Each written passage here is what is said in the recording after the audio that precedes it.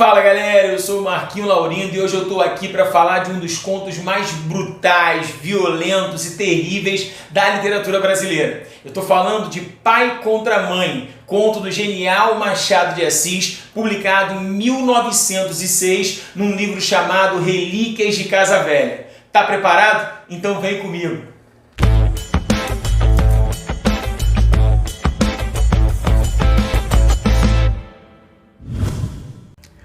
A escravidão levou consigo ofícios e aparelhos, como terá sucedido a outras instituições sociais.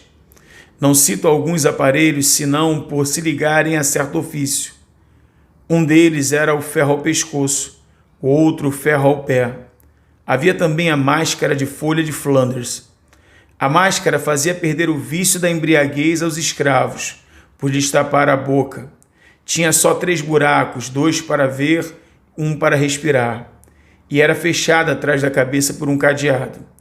Com o vício de beber, perdiam a tentação de furtar, porque geralmente era dos vinténs do Senhor que eles tiravam com o que matar a sede, e aí ficavam 2 pecados extintos, e a sobriedade e a honestidade certas. Era grotesca tal máscara, mas a ordem social e humana nem sempre se alcança sem o grotesco, e alguma vez o cruel. Bom, galera, Pai contra Mãe conta a história do Cândido Neves. E quem é o Cândido Neves? É um homem que está passando por dificuldades financeiras de meados para o final do século XIX. Esse cara tentou se adaptar a várias formas de trabalho, mas ele não conseguia se adaptar, porque era um homem brutal, porque era um homem que não aceitava ser mandado, porque era um homem que queria uma certa autonomia e mesmo atravessando dificuldades financeiras, ele não vai aceitar essas ordens com muita facilidade. Nessa época, o Cândido Neves ele se apaixona por uma mulher chamada Clara. Essa mulher tem em torno de seus 22 anos e ele fica muito apaixonado por ela. E pensando nisso, ele vai tentar buscar um emprego. O Cândido Neves vai se tornar um caçador de escravos urbanos.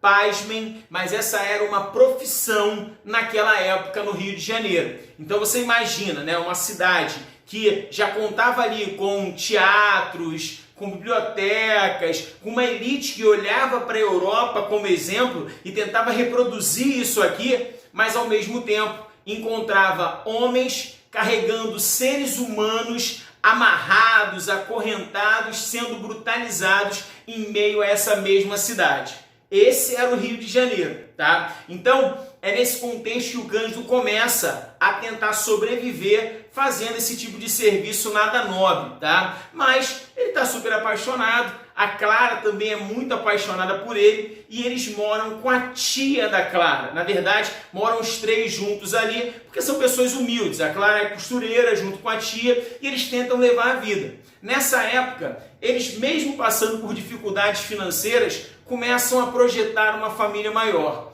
E é nesse sentido que o Cândido e a Clara resolvem ter um filho. A tia, porém, tem ali a voz da experiência e diz para eles o seguinte: olha, vocês não vão ter condição alguma de criar uma criança numa situação como essa. É quase inviável imaginar em ter um filho nesse momento. Mas os dois já estão decididos a ter uma criança e sonham inclusive com um filho, um menino, para de alguma maneira trazer luz àquele casamento. E chegam a dizer coisas do tipo: Deus vai ajudar, com trabalho e Deus a gente vai conseguir. E a Clara então passa a trabalhar muito mais. No entanto, o Cândido passa por grandes dificuldades no seu trabalho, ao ponto de terem dificuldades para se alimentar e para pagar o aluguel. Essa situação faz com que o senhorio, né, o dono da casa onde eles viviam, chegue para o Cândido e fale o seguinte: olha, você já está há muito tempo sem pagar esse aluguel, 3 meses de atraso é inaceitável e eu te dou 5 dias para que você resolva essa situação. O problema é que nessa época a esposa do Cândido, a Clara, ela já tinha uma gravidez bem desenvolvida e a dificuldade é cada vez maior. A tia vira para ele e fala o seguinte: olha, Candinho, você não vai ter como criar essa criança, você devia pensar melhor. E ele fala assim: não, nem me fala nada, né? O que acontece é que o Cândido ele tenta de todas as maneiras conseguir o dinheiro para pagar o seu senhorio e ele não vai conseguir, tá? Não conseguindo dinheiro, eles são colocados para fora do lugar onde eles viviam. E a mulher está às vésperas, né, de ter o bebê. Nesse momento, quem vai salvá-los é a tia Mônica, que consegue com uma senhora muito rica um espaço bem reduzido para que eles ficassem ali. E ali, depois de 2 dias, a Clara tem o filho. É um menino lindo, no entanto, a alegria do momento faz com que eles tenham também uma preocupação muito grande. Como alimentar aquela criança? A tia Mônica tinha dito ao Candinho o seguinte: você vai ter que levar essa criança para a roda dos enjeitados. Eu não sei se você sabe muito bem o que é a roda dos enjeitados. Vem da tradição portuguesa. Quando um pai ou uma mãe, uma família de um modo geral, não tinha como cuidar de uma criança, eles levavam essa criança até uma espécie de roda que ficava dentro da parede de uma instituição normalmente de caridade ou religiosa. Então se colocava a criança ali, rodava-se, né, a estrutura normalmente de madeira, e essa criança era levada para alguma espécie de orfanato, alguma instituição de caridade. Só que isso não passava pela cabeça do Cândido. Um cara que sonhou durante tanto tempo ter um filho, jamais imaginara ter que deixá-lo numa situação como essa. É nesse momento que ele começa a rever todos os anúncios de escravos fugidos no Rio de Janeiro que ele já tinha juntado. E nessa hora ele passa por inúmeros que ele já não lembrava mais. E então ele percebe que tem um de uma mulher, uma mulata, que daria a ele 100 mil réis. Era a grana necessária para que ele conseguisse resolver aquela situação e para que ele de fato não perdesse o seu filho. Então ele sai na manhã muito cedo e começa a procurar aquela mulher. Ele então pergunta a um farmacêutico, o dono de uma farmácia, se ele por acaso tinha visto uma moça com aquele tipo de descrição, né? Era uma mulher com biotipo tal, jeito tal, e isso era colocado no anúncio também, pasmem, né? Porque o anúncio era feito dessa maneira, um absurdo completo. Então, o homem na farmácia diz para ele o seguinte, que realmente, há alguns dias atrás, ele tinha visto uma moça com aquele tipo de descrição.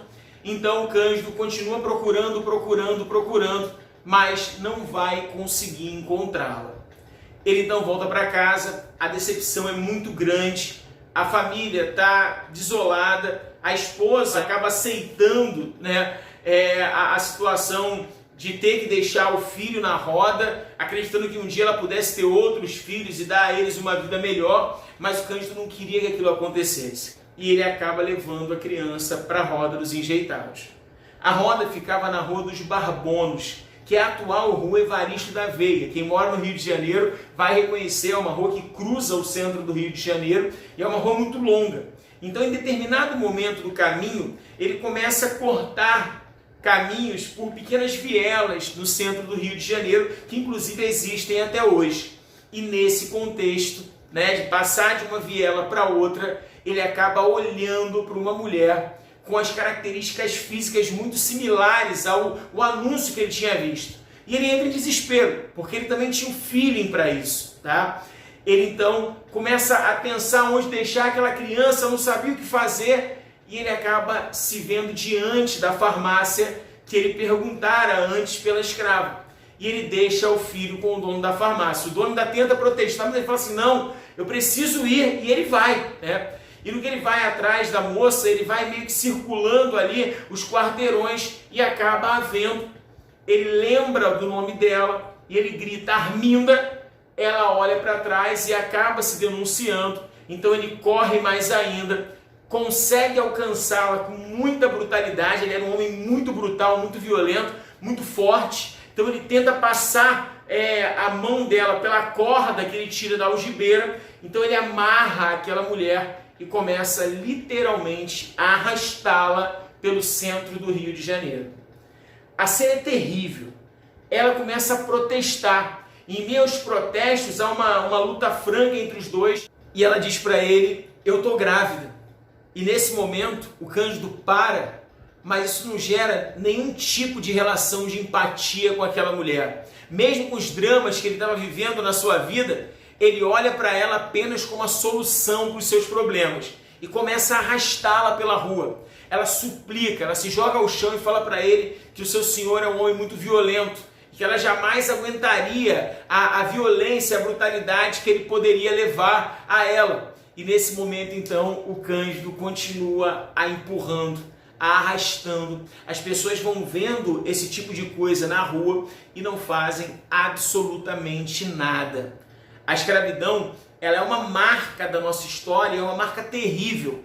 E esse tipo de conto nos leva a inúmeras reflexões sobre a nossa sociedade contemporânea.